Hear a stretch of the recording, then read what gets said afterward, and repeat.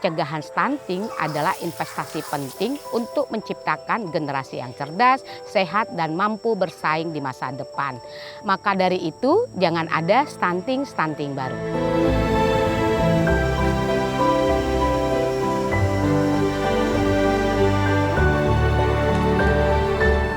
Generasi muda kita sudah mulai bertumbuh. Kalau kita lihat kembali ke stunting, sasaran stunting itu kan tidak hanya ibu hamil dan bayi balita, tetapi remaja. Ketika dari remaja mereka sudah aware bahwa stunting itu hal yang harus dicegah, yang harus dihindari, itu akan berdampak di banyak hal.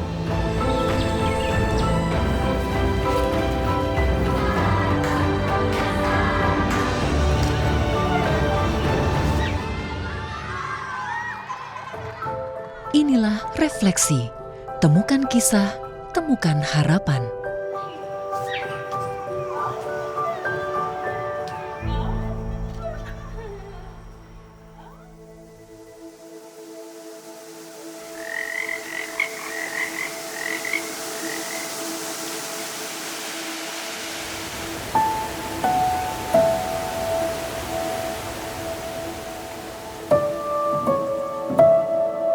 Kabupaten Bengkayang, Kalimantan Barat, menyimpan potret alam yang menawan yang menjadi bagian dari kehidupan sehari-hari masyarakatnya.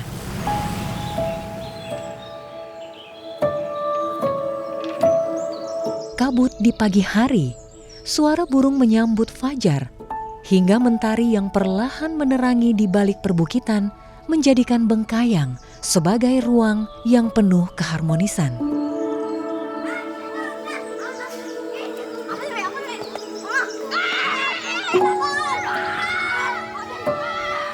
Namun, di balik keindahan itu, tantangan kesehatan yang tak sederhana masih menjadi persoalan nyata. Risiko stunting membayangi masa depan anak-anak di Bengkayang.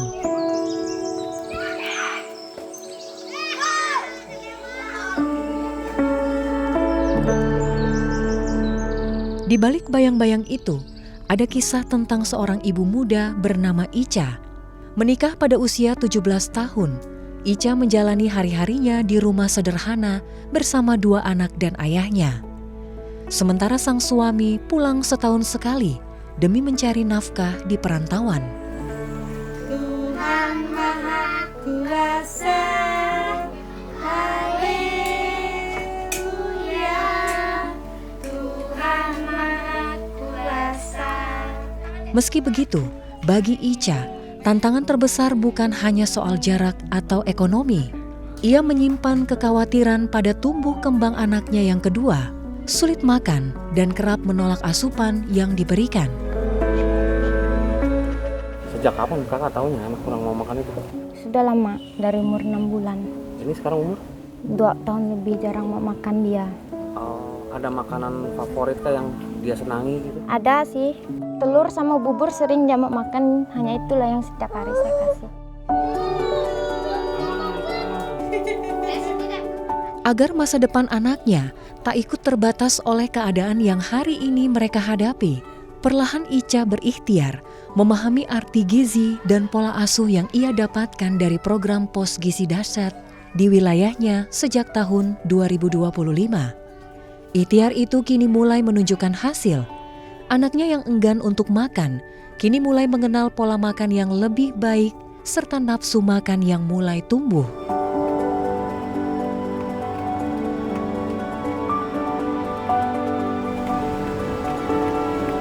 Sementara di balik tumbuhnya harapan itu, ada langkah-langkah yang tak pernah lelah menjangkau mereka.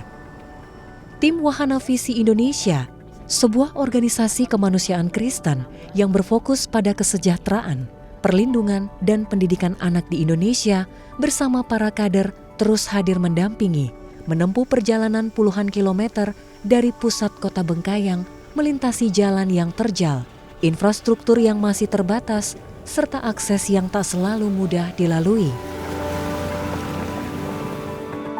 Upaya ini dijalankan melalui program PASTI atau Partner Akselerasi Penurunan Stunting di Indonesia, sebuah program kemitraan yang mendorong percepatan pencegahan dan penurunan stunting serta perbaikan gizi anak. Program ini merupakan hasil kolaborasi antara Kementerian Kependudukan dan Pembangunan Keluarga bersama mitra donor yaitu Tanoto Foundation, PT Aman Mineral Nusa Tenggara, dan PT Bank Sentral Asia Tbk.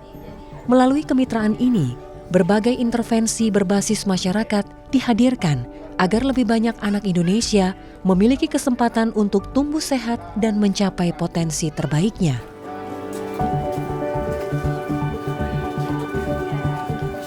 Semoga nanti dia makin rajin ya.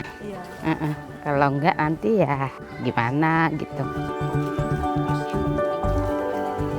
Namun bagi mereka, setiap langkah yang ditempuh adalah bagian dari usaha memastikan tak ada anak yang tertinggal dari haknya untuk tumbuh dan sehat, dan tak ada keluarga yang berjuang sendirian menghadapi stunting. Halo Bu. Mian. Halo. Ini Tepunyo? Iya. Oke, kita boleh kunjungan ya.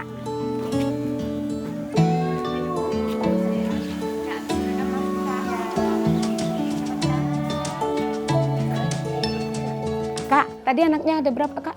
Sekarang udah 2 tahun lebih yang punyu ya. Baru abangnya TK. TK ada 5 tahun. Udah 5 tahun lagi. Terus tahun lalu ikut, tahun ini ikut. Kok rajin? Kayak pas gizi dasar makannya mau lah. Mau dia. Makan cuma dia kasih kecap. Oh dia suka kecap. Mau makan tapi kok tidak naik. Mana tahu kan kita nggak tahu kan. Misalnya periksa aja. Terus? Tapi bidannya bilang Nggak apa-apa. Oke, kalau dibilang bidan nggak apa-apa sih, aktif berarti dia ya. Berarti memang perlu nambah makan aja kali dia memang ya.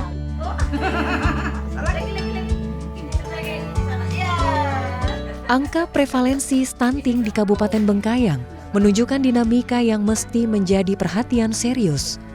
Meski tren penurunan ini mencerminkan kerja keras lintas sektor yang mulai membuahkan hasil, namun capaian tersebut masih berada di atas rata-rata prevalensi stunting nasional sebesar 19,8%.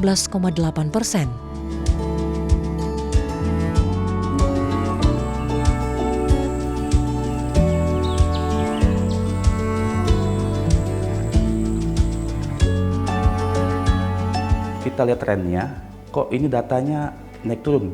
Apakah ada anomali kah atau ada apa? Ternyata memang stunting ini bukan hanya masalah angka.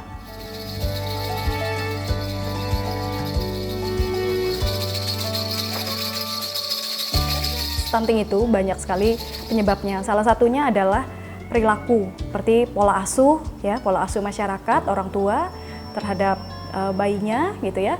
Kemudian juga salah satunya adalah lingkungan juga mempengaruhi dari sanitasi, karena dari sanitasi lingkungan juga kalau lingkungan kita bersih, maka penyakit infeksi juga akan menurun gitu ya.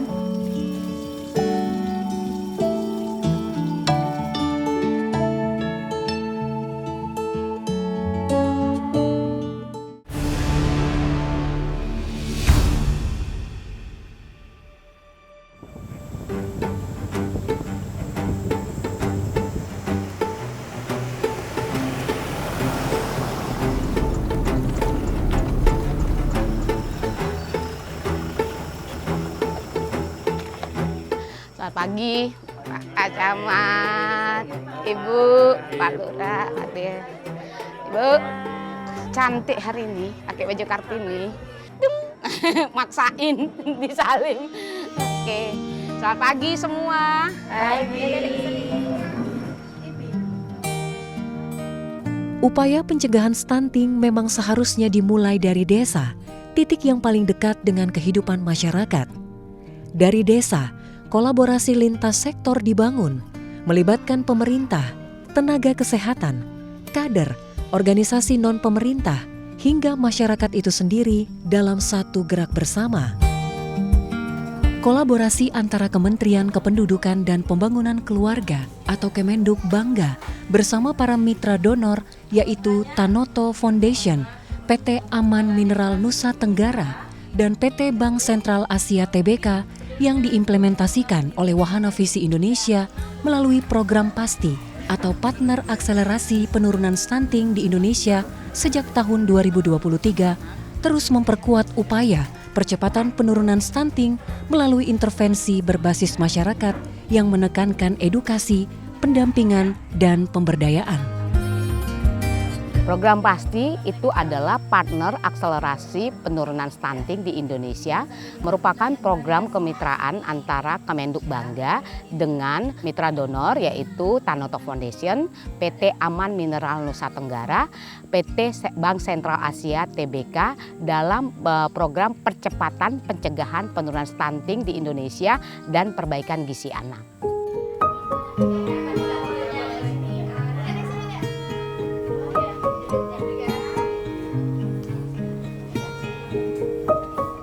Tujuan program seperti tadi disebutkan bahwa PASTI itu adalah akselerasi penurunan stunting di Indonesia. Tujuannya adalah pencegahan, lebih utama pencegahan untuk anak-anak supaya jangan jatuh kepada stunting. Jadi kita itu adalah jargonnya adalah tidak ada stunting baru.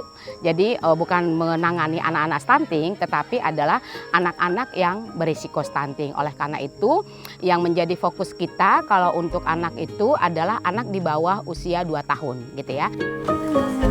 Jadi ibu hamil cake ini kepanjangan dari kurang energi kronis, yaitu ibu hamil yang mempunyai indeks massa tubuh prahamil berarti sebelum hamil ya. Kemudian ibu hamil, keluarga resiko stunting lah kita sebutnya seperti itu. Jadi semua keluarga yang ada dalam kategori 1000 HPK gitu ya, 1000 hari pertama kehidupan itu kita intervensi baik melalui pendidikan gizi maupun intervensi langsung untuk anak-anak yang mempunyai masalah gizi. Saat ini kita sudah mencapai lebih kurang 3.000-an ya, 3.000-an keluarga yang kita lakukan edukasi, dan juga dalam edukasi ini kita melakukan namanya pre-test dan post-test. Jadi sebelum mereka datang, kita kasih dulu nih soal gitu kan. Kemudian nanti setelah selesai penyuluhan, kita kasih lagi soal apakah mereka memahami gitu. Dan bersyukur ya, kita kemarin hasilnya itu 97% itu dia memahami gitu ya. Itu yang untuk orang tua. Dokter atau bidan minimal 4 kali selama masa kehamilan.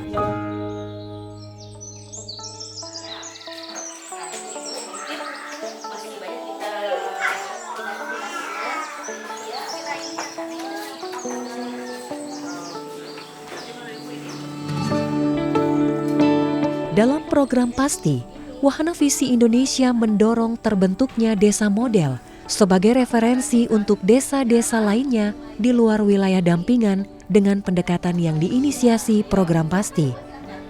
Intervensi dilakukan mulai dari penguatan pos gizi dasar sebagai ruang edukasi dan pemenuhan gizi keluarga, pergerakan tim pendamping keluarga yang hadir mendampingi calon pengantin, ibu hamil, hingga keluarga berisiko stunting, serta pelibatan remaja melalui gerakan generasi berencana atau genre agar kesadaran akan pentingnya gizi dan kesehatan tumbuh sejak dini.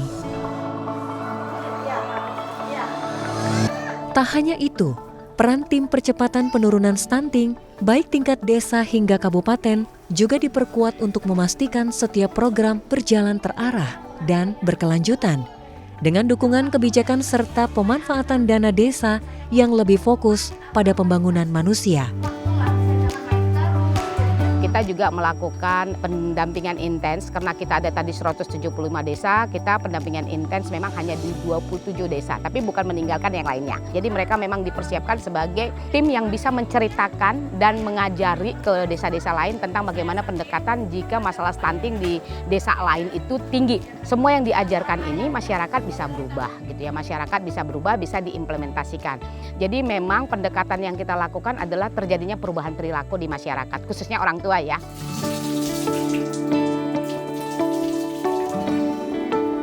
Dapur Sehat Atasi Stunting atau Pos Gizi Dasar menjadi ruang bagi upaya perbaikan gizi yang dimulai dari meja makan keluarga.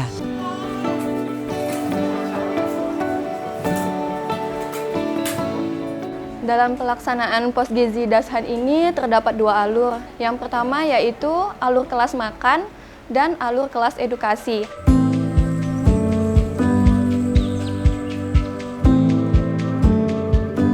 Menu Kejar Tumbuh, inovasi Pos Gizi Dasar yang berasal dari pangan lokal padat gizi sengaja dibuat agar mudah dijangkau dan diolah sehingga keluarga dapat menerapkannya secara berkelanjutan di rumah. Komposisi menu yang disajikan berasal dari pangan lokal yang mudah dijangkau masyarakat. Menu ini dirancang dengan kandungan gizi seimbang yang terdiri dari sumber karbohidrat, protein, serta aneka sayuran. Pemulihan itu memang sama yang seperti yang dilakukan Wahana Visi, sedangkan kalau di Posyandu itu kan hanya sebulan sekali diberikan PMT-nya, itu otomatis akan memberikan perbedaan hasil, mana yang diberikan 1 bulan sekali, mana yang diberikan setiap hari selama masa pemulihan tadi itu, seperti itu.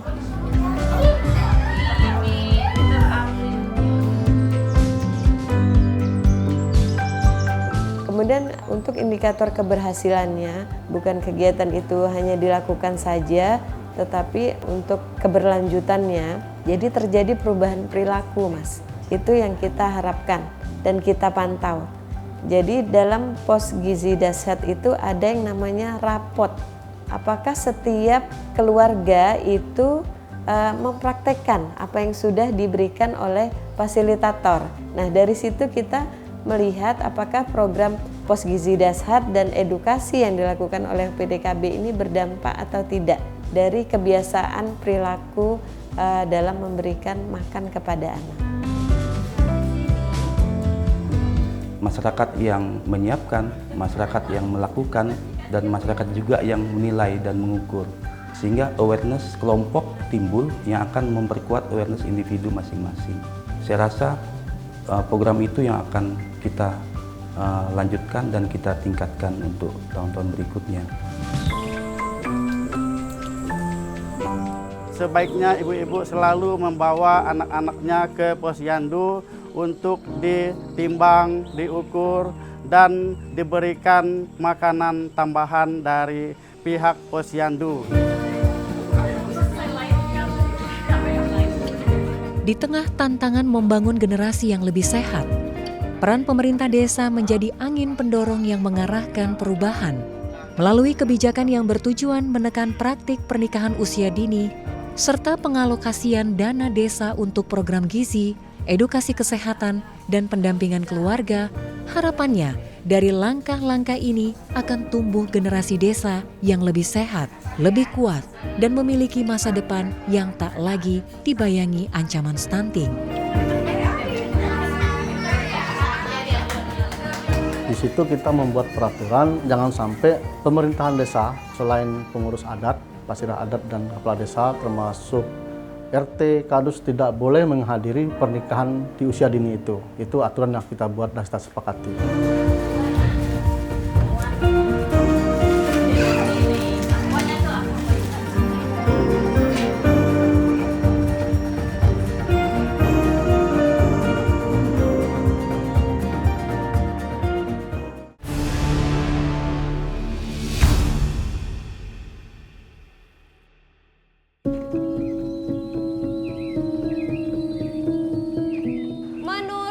Undang-Undang Perlindungan Anak, pernikahan di mana salah satu kedua mempelai itu berusia di 18 tahun.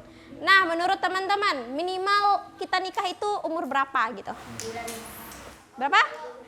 19, 20, di atas 19. Ada lagi? Tingginya angka pernikahan usia anak menjadi salah satu akar risiko stunting yang seringkali luput dari perhatian. Melihat persoalan ini, Wahana Visi Indonesia mendorong terbentuknya generasi berencana atau genre sebagai ruang bagi remaja untuk berbagi, belajar, bertumbuh, dan memahami pentingnya menyiapkan masa depan sejak dini. Oke teman-teman, pernyataan pertama, nikah muda buat kita bahagia, mitos atau fakta? Mitos! Ya, seperti itu ya. Tujuan saya itu agar teman-teman itu bisa paham terkait isu-isu dan pastinya untuk menjaga demi mereka juga kesehatan mereka. Buat saya perubahan positif ya, pastinya itu saya lebih berani pastinya, dan pastinya saya berkembang pesat juga setelah saya mengikuti kegiatan-kegiatan genre ini. Dari yang dulu nggak berani, sekarang jadi berani, dan sampai ke titik yang dimana saya bisa ya.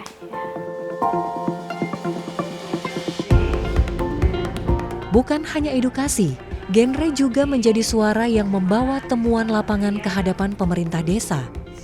Mulai dari risiko pernikahan dini, pola hidup remaja, hingga tantangan akses informasi kesehatan, semua menjadi bahan advokasi yang mendorong lahirnya kebijakan yang lebih peka terhadap kebutuhan remaja.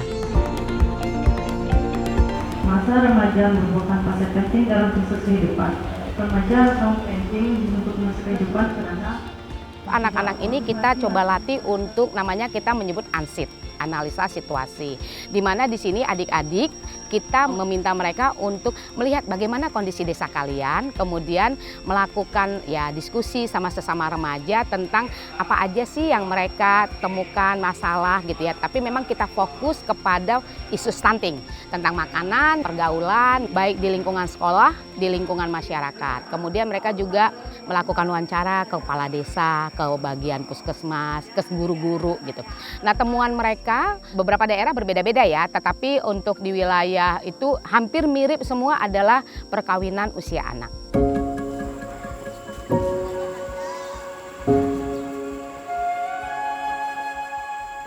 Perlahan dampak itu mulai terlihat, bukan hanya pada perubahan perilaku keluarga, tetapi juga pada kondisi anak yang tumbuh lebih baik dan lingkungan masyarakat yang semakin sadar akan pentingnya pencegahan stunting. Namun, lebih dari sekadar hasil hari ini, yang tak kalah penting adalah menjaga agar ikhtiar ini terus hidup dan menjangkau lebih banyak kehidupan. 1, 2, 3. Kita ngelihat sih perubahan-perubahan tadi ya, seperti ada yang dia sustain nih, tahun lalu sudah ikut di pos gizi dan dia mempraktekkan tuh di rumah apa yang dia dapat. Nah, itu anaknya masalah gizinya nggak ada lagi nih, jadi dia naik berat badannya sesuai dengan umur. Itu yang kita lihat misalnya. Dan saat ini yang kita lakukan selama ini perkembangannya cukup baik ya. Kita mencapai tahun 2025 lalu lebih kurang 85% anak yang ikut pos gizinya kita itu menjadi berat badan normal. Jadi cukup signifikan ya terjadi perubahan di dalamnya. Udah ada sekarang beberapa desa yang tidak lagi ada pos gizi dahsyat dan kami minta supaya dibuktikan terus per bulannya memang nggak ada kasus ya gitu, nggak ada yang masalah gizi. Jadi kita ini berarti kan desanya udah nerapin nih ya gitu. Walaupun kita kontribusi ya nggak satu-satunya seperti itu. Itu yang terjadi sih yang kita dapatkan.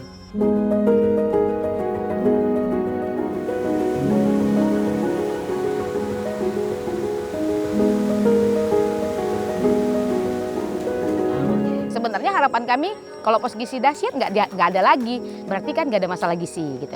Nah, tapi kalau ada masalah gizi, orang tua tahu atau pemerintah desa tahu apa yang harus dikerjakan dan dilakukan. Itu tujuannya kita.